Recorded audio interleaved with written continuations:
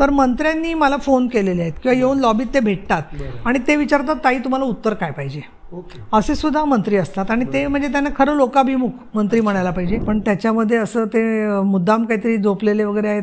कारण आमचं लक्ष असतं ना, हे पण कोणाला नींद झोप आली डुलकी आली तरी उपसभापती जागे असतात. उपसभापतीला काय सभापतीला झोपून चालत नाही. त्याच्यावर दुसरं माझे काही कॉलम चालू होते पेपर्समध्ये, त्यांना लेख वगैरे लागायचे. तर ते बोलत असताना माझं एका बाजूला लेख लिहून व्हायचे. तसं सुद्धा लिखाण होऊ शकतं एखाद्याच आपलं टिपण किंवा काही मुद्दे जे आहेत ते. मग मी देवेंद्र फडणवीसांना सांगितलं की ही लक्षवेधी आहे, एरवी आपण लक्षवेधीला उत्तर देत नाही, पण मी 4-5 लक्षवेधी चर्चेला घेणार आहे, त्याच्यात ही मी घेईन, त्याला तुम्ही उत्तर नीट द्या. तर ते लगेच त्यांचा अभ्यास रेडीच असतो. अनेकदा आम्ही ऐकतो की बाबा एखादा प्रश्न चर्चेला यावा न यावा याचं सुद्धा म्हणजे सेटिंग असतं, तर खरंच तसं काय असतं? नाही, सेटिंग जर का कोणाचं असेल ना तर त्यांना घरी जावं लागेल उद्या. कारण असं काही करता येत नाही की प्रश्न काढून टाकायचा कोणाचा वगैरे. पण एक होतं की रोस्टर सिस्टीममध्ये तो प्रश्न पहिल्या 5-6 लागला तर तो चर्चेला येतो. पण त्याच्यासाठी सुद्धा आमच्या परिषदेत अशी पद्धत आहे की आमदारांचं बॅलेट असतं आणि आमदार तिथे सांगतात की बाबा मला पहिला प्रश्न माझा हा लागावा, पुढचे 5 प्रश्न हे लागावेत आणि उर्वरित प्रश्नांचा हा क्रम असावा. तर आम्ही ज्या आमदार म्हणून काम करतो त्याला काही प्रश्न अगदी आपल्याला असे येतात की अत्यावश्यकच आहेत समजा, तर तो पहिलाच प्रश्न लावायचा आपण. मग तो पहिल्या 5 येतोच, पहिल्या 5 तो येतोच. मग त्या दिवशी आपल्याला मात्र कामकाज जर का बहिष्कार पडला तर आपला तो प्रश्न जातो. मग अशा वेळेला काय लोक म्हणजे आमदार आम्हाला विनंती करतात तुम्ही फक्त प्रश्नोत्तर पुकारा. मग प्रश्नोत्तर पुकारली की ते आरडाओरडा सुरू केला तर मग काय होतं की गॅलरीमधले पत्रकार तो प्रश्नोत्तर पुकारल्यामुळे जे प्रश्नोत्तर आले पटलावर म्हणून ते बातमी छापील करून टाकतात. अधिकृत झालं ते, अधिकृत झालं ते जे आहे ते. असं सुद्धा होतं, त्याच्या अशी सुद्धा एक ट्रिक असते त्याची. पण म्हणजे काल आम्ही जेव्हा यांची विधानसभेमध्ये विरोधी पक्ष नेते वडेट्टीवार यांची जेव्हा निवड झाली तेव्हा भास्कर जाधवने असा उल्लेख केला की सत्ताधारी पक्ष आणि विरोधी पक्षामध्ये आंख मिचोली सुरू असते, डोळ्यावरनं काहीतरी खाना खुना इशारे सुरू असतात.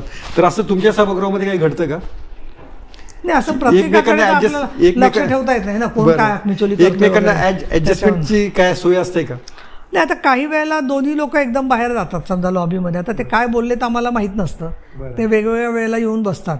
पण बरेचशा लोकांचे कॉर्डियल म्हणजे चर्चासंवादाचे विषय असतात. पण याचा अर्थ त्यांनी काहीतरी संगनमत केलेलं असतं असं नाही आहे. कारण शेवटी विरोधी पक्षाला स्वतःच्या प्रश्नावर उत्तरं पाहिजे असतात आणि सरकारला स्वतःची विधेयकं, आपल्या मगाशाच्यात आयुध राहिलं ते विधेयकं मंजूर करून घेण्यासाठी सहकार्य लागत असतं.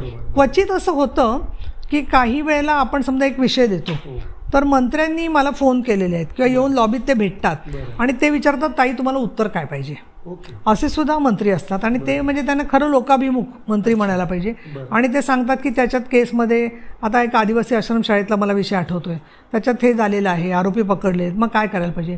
मग आम्ही अशाला सांगतो नाही पण मुख्याध्यापकांनी दुर्लक्ष केल्यामुळे हा प्रकार झाला आहे, त्यामुळे तुम्ही मुख्याध्यापकांवर जोपर्यंत कारवाई करत नाही आणि तेथे ते दुसरी महिला मुख्याध्यापक येत नाही तोपर्यंत ते प्रकार तसाच चालू राहील.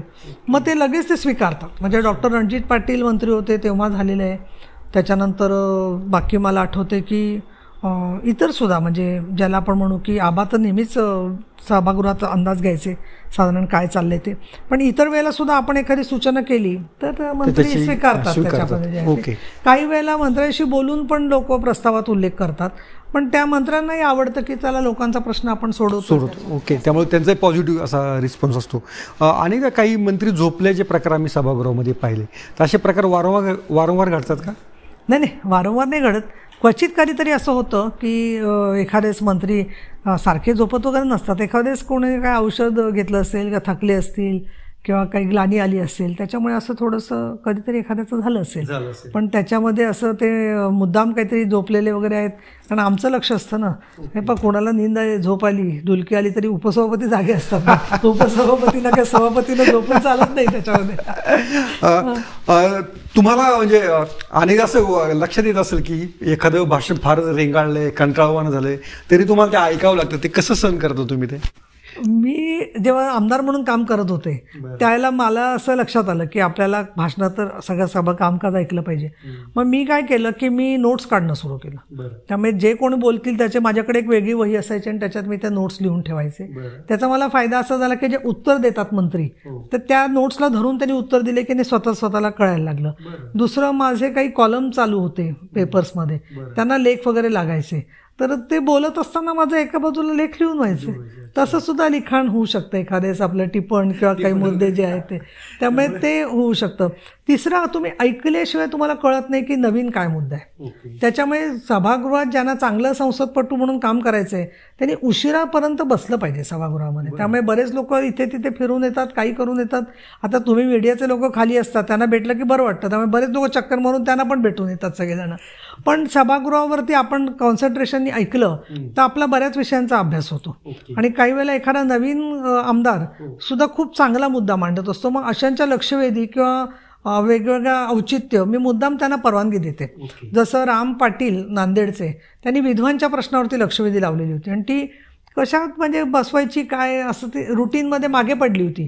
पण मी जेव्हा शेवटच्या दिवशी नागपूर अधिवेशनात पाहिलं तर माझ्या लक्षात आलं की ती लक्षवेधी आवश्यक आहे. मग मी देवेंद्र फडणवीसांना सांगितलं की ही लक्षवेधी आहे, एरवी आपण लक्षवेधीला उत्तर देत नाही, पण मी 4-5 लक्षवेधी चर्चेला घेणार आहे, त्याच्यातही मी घेईन, त्याला तुम्ही उत्तर नीट द्या. तर ते लगेच त्यांचा अभ्यास रेडीच असतो. ते आले, त्यांनी उत्तर दिलं आणि खूप म्हणजे एक सरकार त्यांच्यासाठी सकारात्मक भूमिका घ्यायला तयार आहे हा पण संदेश गेला. तसंच यायला राजपूत भामटा समाज, त्यांच्यामधलं भामटा नाव काढून टाका म्हणून चाललं होतं, तर त्यात सुद्धा फार मोठ्या प्रमाणात त्या समाजाचे प्रश्न होते. तर त्यामध्ये सुद्धा त्यांना मदत पाहिजे होती.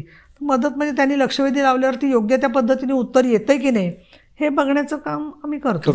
याच्यामध्ये एकच की जेव्हा चर्चा होते, लक्षवेधीची उत्तरं मिळतात, पण त्यांची अंमलबजावणी होती की नाही याच्यावर काय कायदेशीर प्रक्रिया आहे किंवा तुमचं लक्ष कसं असतं त्याच्यावर? नाही, मुळामध्ये खरं तर मंत्री किती सिरियसली घेतात लोकांचं अधिवेशनातलं म्हणणं याच्यावर खूपशा गोष्टी अवलंबून आहेत. कारण आमची चौकट जी आहे ती विधिमंडळाची, त्यामुळे मंत्र्यांनी ती बैठक घेतली की नाही हे बघणं त्या डिपार्टमेंटचं काम असतं.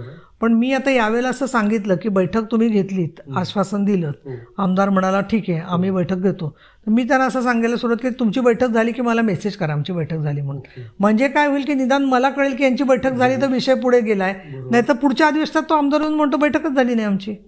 मग काही वेळेला आम्ही म्हणतो की आम्ही घेतो बैठक, पण प्रत्येक वेळेला मंत्री सुद्धा आमच्या बैठकीला सुद्धा येऊ शकतीलच असं नाही. तरी आम्ही बोलवलं की येतात, नाही असं नाही. पण सगळंच कामकाज दालनात करायचं असेल तर सभागृह कसायला असं एखादा सभासद म्हणतो.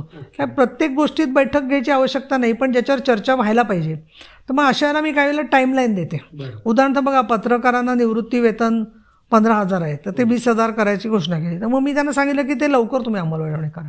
आणि त्याच्यानंतर दुसरे काही मुद्दे होते, त्यांना सांगितलं की तुम्ही ते व्याप्ती वाढवायची असेल शंका याची त्या महामंडळाची, तर ते तुम्ही डिसेंबर अधिवेशनाच्या आतमध्ये त्या सूचना घेऊन त्याला हे करा, अंमलबजावणी करा.